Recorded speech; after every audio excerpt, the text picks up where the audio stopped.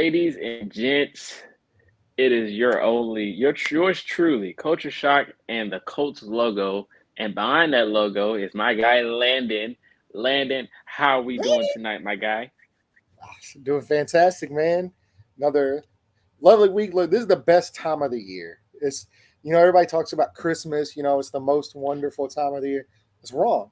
It's right around the end of October, early November, because we have the NBA, we Mm-hmm. have the NHL, we Mm-hmm. have the NFL, we have the Mm-hmm. World Series, Mm-hmm. we got college football, College we got basketball. college basketball about to start. Yes. I was I waiting mean, for you to say it. you got it all. You got it all. So this is the most wonderful time of the year. I'm excited. I'm going to talk some NFL football with you. We got my brother Jared, actually, who is the only Texas Rangers fan in probably the history of like the world. The dude's been a Texas Rangers fan since we were little kids, and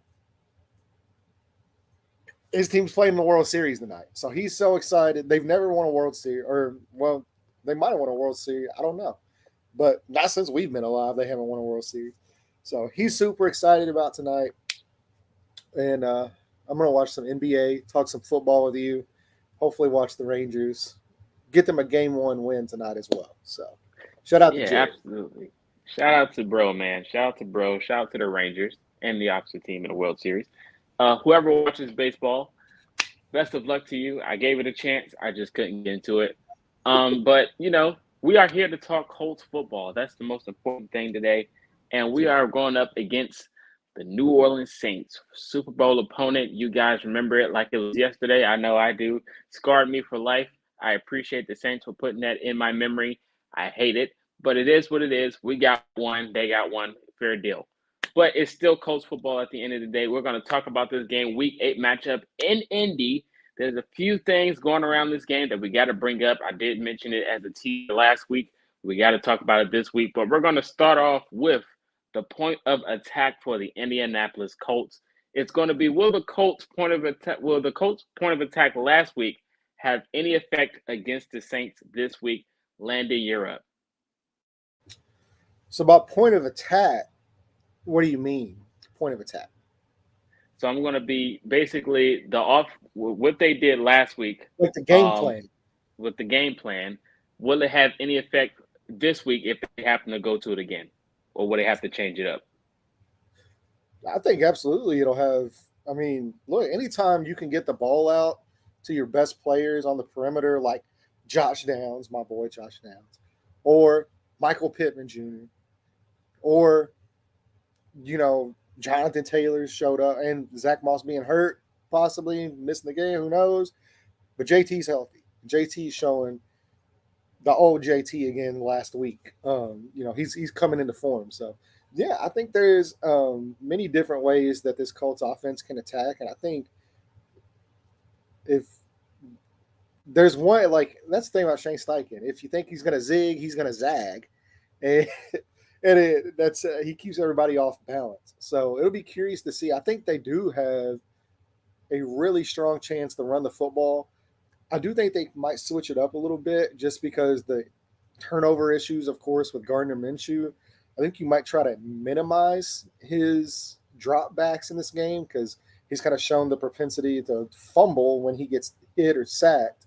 So I think you might look at possibly a more heavier run attack this week with Jonathan Taylor.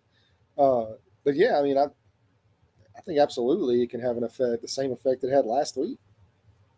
Yeah, I mean, Colts fans love running the football anyway. So having Jonathan Taylor, their go-to guy that we just paid, run the football the half the amount of the snaps, I think Colts fans will love it. And by the looks of what he did last week, I think he's hitting his stride. I think he's hitting the next level. This could be the potential breakout game for the year for Jonathan Taylor to hit that second gear and just turn up for the rest of the season. It can change the outcome of the season, and it can change the outcome of the potential division spot for the Colts moving forward because both of these teams need to get above 500, and they're both right now at the same spot.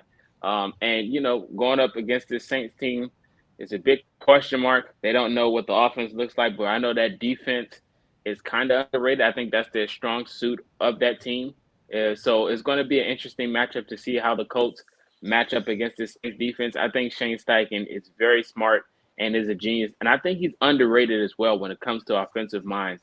How he can pretty much get the chains moving against these top tier defenses. Because if you look at it against the Titans, the Ravens, against the Browns, all of these teams have very good defenses and ranked going into the matchup against the Colts. And Shane Steichen pretty much showed up on each and every week. I mean, of course, we had some defaults on the defensive side, but I think Shane Steichen definitely deserves his credit. He's a very good mastermind at the head coach position, and I know Philadelphia misses him very well. But again, thank you, and Philadelphia, for sending him to Indianapolis. Now we're going to have to go up against the next question, which is pretty much if you had to choose a receiver to be the most useful versus the Saints, who would it be? It's gonna be Josh Downs. It's gonna be Josh Downs, man. He's hitting his stride, and it's really fun to see him just weekly grow more and more like into that role. And you're starting to see kind of the bigger plays come into effect with him, where he's making these bigger plays. They're not just chain moving type of plays, but I think if there's one area of the field really where the Saints are kind of more vulnerable, it is in that short to intermediate route, because they're going to give you those 5 yard throws. They're going to give you, 5, 6 yards, but they're not going to let you go over the top and beat them with explosive plays. So Josh Downs is a guy I think that they can really lean heavy on getting the ball into his hand in those short area plays and really have him, create yards after catch and stuff like that. I think the tight ends could be used kind of as well in that role. So I really want to see, even if it's not wide receiver, I think Drew Ogletree could have a really good game in this one as well. So I would say Drew Ogletree and Josh Downs will have a really big impact on this. And yeah, that's where I'm at with it.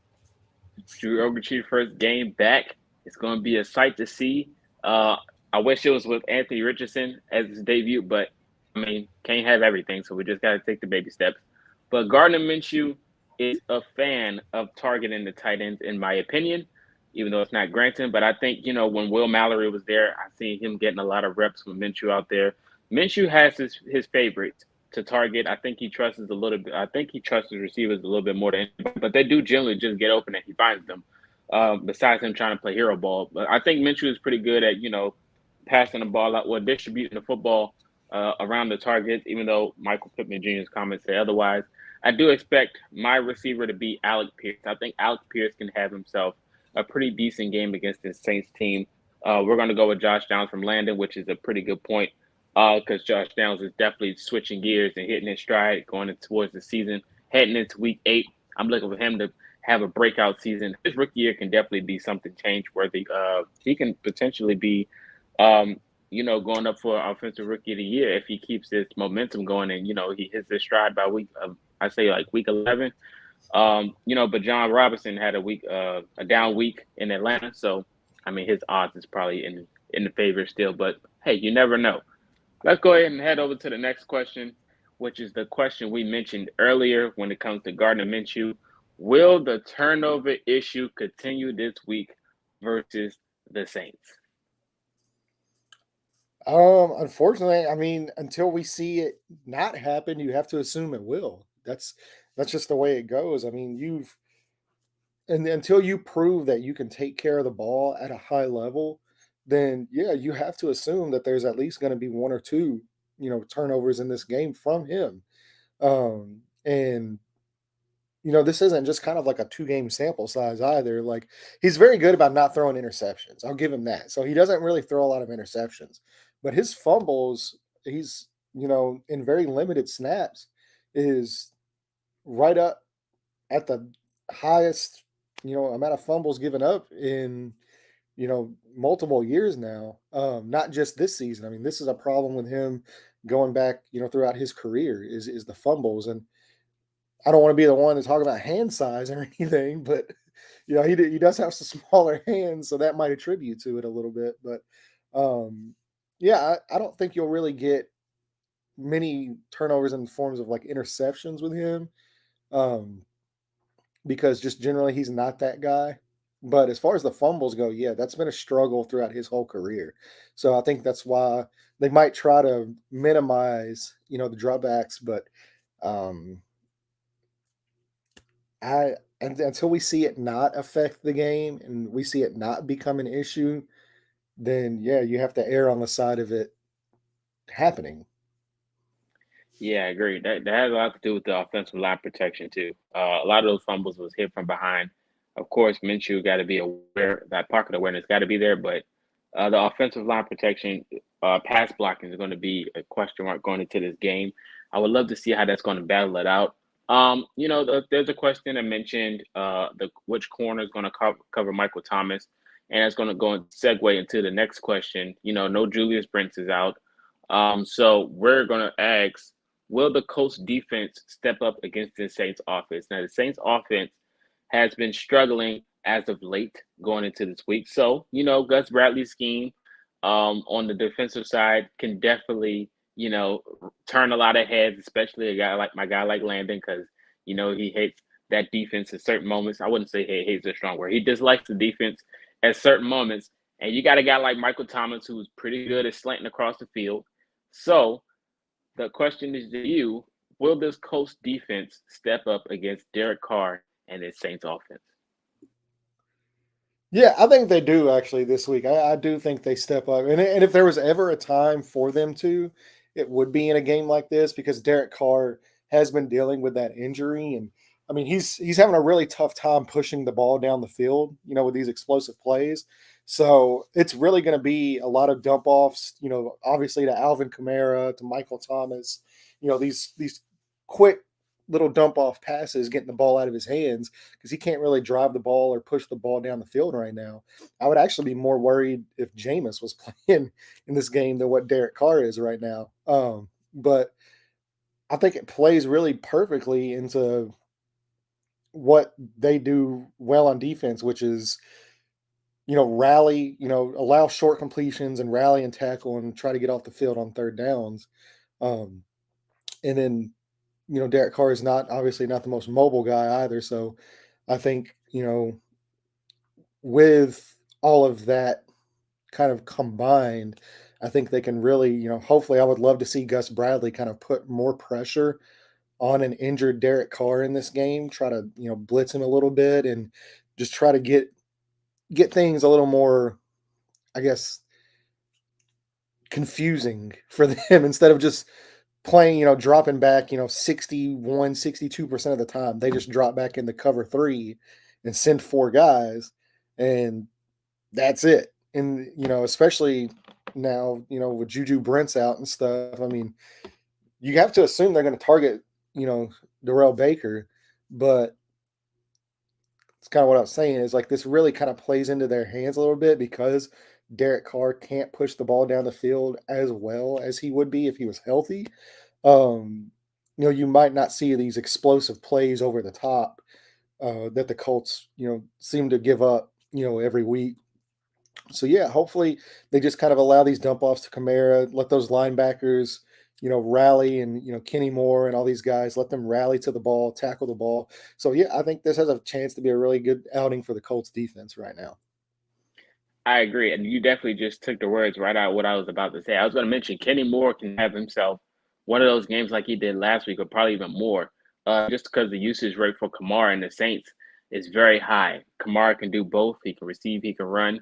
So I can definitely expect, Gus Bradley to draw up something that use Kenny Moore to implement him, and either sending him on the blitz or just pretty much picking up whoever's coming across the sidelines because Kenny Moore he's been playing. He's having himself a really good year. So shout out to him. Even might see a Maniac sighting this game. Maniac has been having himself a quietly good season, staying on the field, being active, and making plays. So it can be one of those games for them. We are at home, and the energy in Lucas Oil has definitely been raving, as you can tell from the media, the interviews they've been putting out. Colts fans been out there roaring, so they're going to need that energy on Sunday against this Saints team, and I'm pretty sure they're going to bring it. I'm pretty sure Zaire is going to have one of them games as well because Zaire has been hitting on all cylinders all year so far, and Zaire and EJ Speed as well. So I'm definitely looking forward to seeing what Gus Bradley is going to draw up. It's not nothing wrong with the defense as well, but I know he's pretty good at making disguises as well.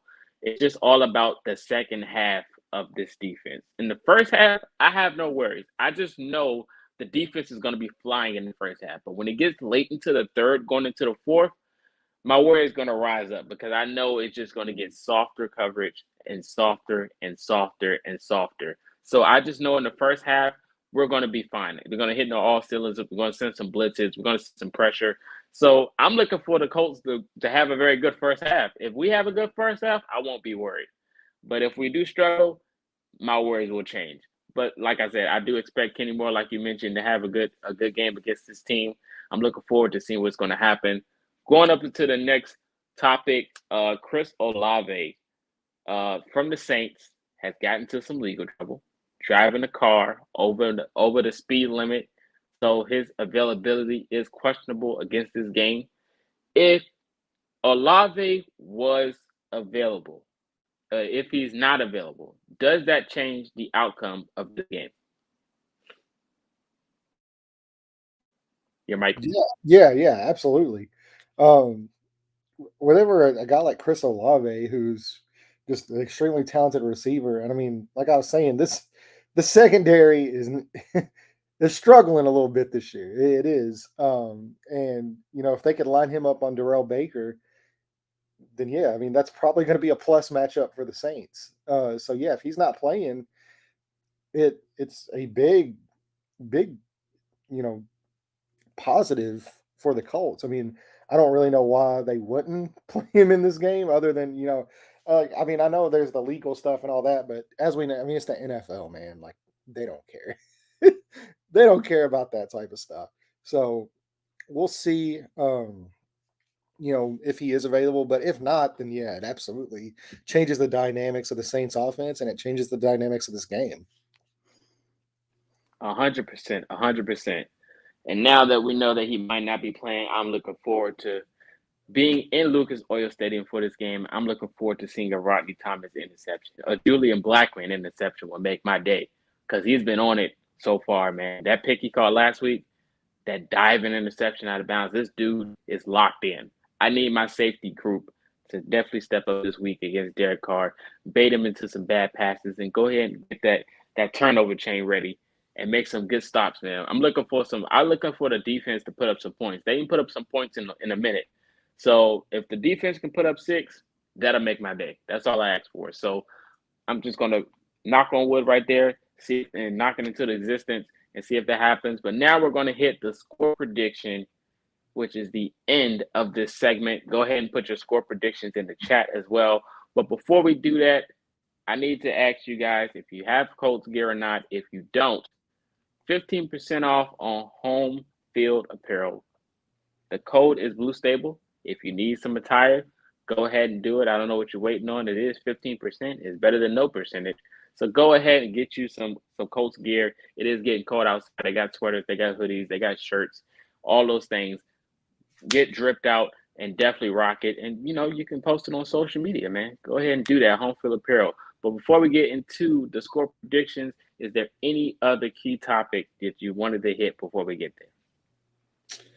Yeah, I mean, I think just like the key to the games, as far as we point out every week, what's one thing the Colts have to do in order to win this football game? And I know the past few weeks I've said turnovers, and the turnovers haven't really been a big thing in the Colts' favor. So I'm gonna change it up. I'm gonna say efficiency on third down, because the Saints defense, they only allow 30% conversion rate on third down, and so that's one of the tops in the league. They're really good on third down about getting off the field. So I think if the Colts can make it third and manageable, third and short, not get caught in these third and longs where Gardner Minshew is having to drop back and pass it, 8, 9, 10 plus yards, that can kind of help minimize the fumbles and the quarterback hits and can really bring down the turnovers, help the efficiency and stuff like that. So I think converting on third downs in this game against the Saints defense that's really good at getting off the field on third down, I think is going to play a big role in this game. And if they can do that, I think the Colts, have a really good shot in this one. Now that you mentioned third down efficiency, my key is going to be Gardner Minshew. I'm looking for Gardner Minshew to wake up and have one of those games where it has the NFL looking at the Colts like one of those threats, man. I think Gardner Minshew can have one of those games, being clean in the pocket, limiting his mistakes. He knows the issues that he's going through right now. It's mental issues, protecting the football. We've seen it already with Matt Ryan and Carson Wentz, the quarterbacks of the past with the Colts.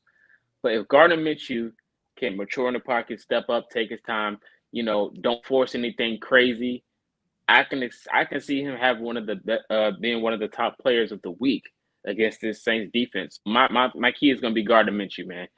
Have yourself a day. Go out there, go crazy. You got Ogletree, so that gives you another weapon on offense. You got Jonathan Taylor. He can do both, and he can block for you. That's what we've seen so far. So I'm looking for Gardner Minshew to step up and have himself a field day against this Saints defense. And, who doesn't like that opportunity, man, from Gardner Minshew?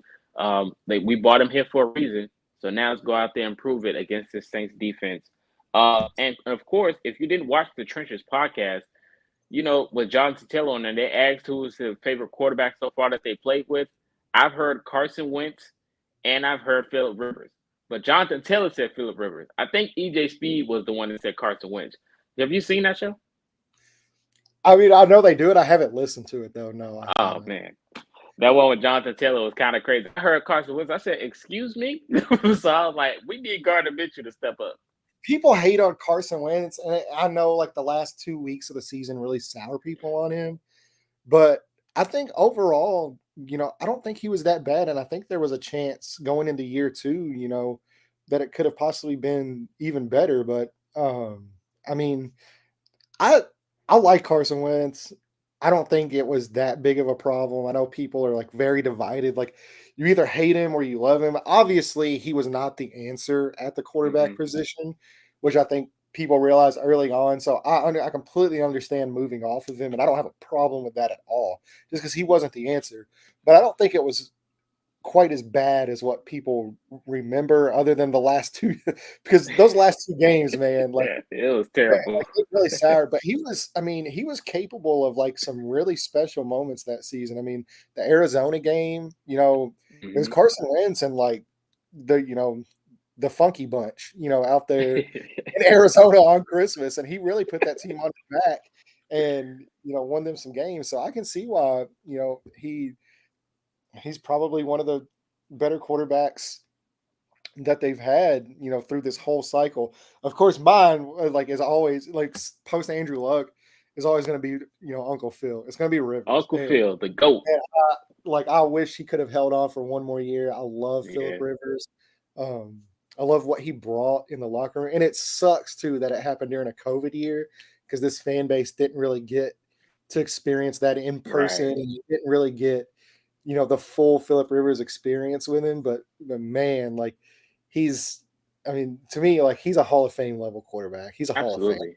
And he's always going to be my favorite of the post Luck era guys. But I'll say, that's all I'll say about that. I mean, I'm not saying Carson Wentz was the answer and they should have kept him and all that. I'm not saying that, but I don't think it was quite as bad as what people remember. And I think actually with Shane Steichen, I think Wentz could possibly do some pretty decent things. But but yeah, I mean, I like where they're at. I actually like Minshew a lot. I think he does. I think he does things very well for what this offense needs and stuff like that. So as long as he doesn't turn the ball over, I like it. Absolutely. I'm looking forward to seeing if he can run another touchdown, and we can start a campaign. This run the football thing can really get taken off the rails. But now let's hop into the score predictions. Landon, don't disappoint me. What do you got? All right, man. Well, look, this is a game I think is extremely winnable for the Colts. I think their offense, outside of the turnovers, like I said, this offense has really, really been impressive this year. And they've taken down some of the best defenses in the NFL. And the Saints have a very strong defense, but I just don't think it's enough, to stop this train that the Colts are on. So I think this week they do minimize the turnovers. They do minimize Gardner Minshew's dropbacks. I think they're very efficient in the red zone. So I'm going to say Colts 28, Saints 23. I've got Colts winning by 5 points. And yeah, I think they're going to pull this one off. For the agenda, people might say I'm crazy, but it is what it is. I want a blowout. So I'm going to go with a high scoring. See, first of all, we're forgetting what the Colts just did last week. How many points did they put up? And against this Saints team, I think they got momentum. That's just me. I'm saying I think they got momentum. They're gonna come in hot. They just played the Browns. They should have won. They're a little upset, So now we got to kick somebody in the mouth. So I'm gonna go 30-13. I'm gonna go 30-13 Colts victory. It's a very high scoring game. It is what it is. Argue with the wall. It's my prediction. I'm going Colts 30, Saints 13, and I feel like I'm going to have a great weekend. That's all I'm saying. I just feel like we're going to have a great weekend. I'm just having one of those days usually. Yeah, I got a good feeling about this game as well. I think the Colts are going to come out, especially with the way that game ended last week. Mm-hmm. I probably expect a few makeup calls to go in their favor in this game as well. Yeah. But yeah, I have a feeling this team is going to want to come out and really put their foot down with the way last week ended, and really the last few weeks, because I mean you had the Jacksonville blowout, you had the way everything ended last week. Like there's a lot of guys in there that are pissed off. There's a lot of guys, not in a bad way either. I'm not saying like they're angry at the organization. It's a different type of pissed off than last year. Last year guys were pissed off for a completely different reason. This year I think they're just a little frustrated. I think they're gonna come out and really put their foot down this week. Yeah, man. I'm looking forward to it. Hey, if we can do that, I ain't going to shut up. That's all I'm saying. It's going to be a great week. So that's our score predictions. Don't forget to put your score predictions in the comment section. Let us know your score predictions, and we will be back with you guys after the game. So you guys stay tuned, turn on your notifications. So whenever we do drop a video or anything, you know when we're doing it. We appreciate each and every one of you for tuning in. Again, go to Home Field Apparel, get you some Colts attire, or if you're an Iowa Hawkeye or Indiana Hoosier, whatever you are. Code is Blue Stable, 15% off. Go ahead and check it out. But that is Landon. This is Culture Shock. You guys enjoy the rest of your weekend, and we will see you guys Sunday. And until then, we are out.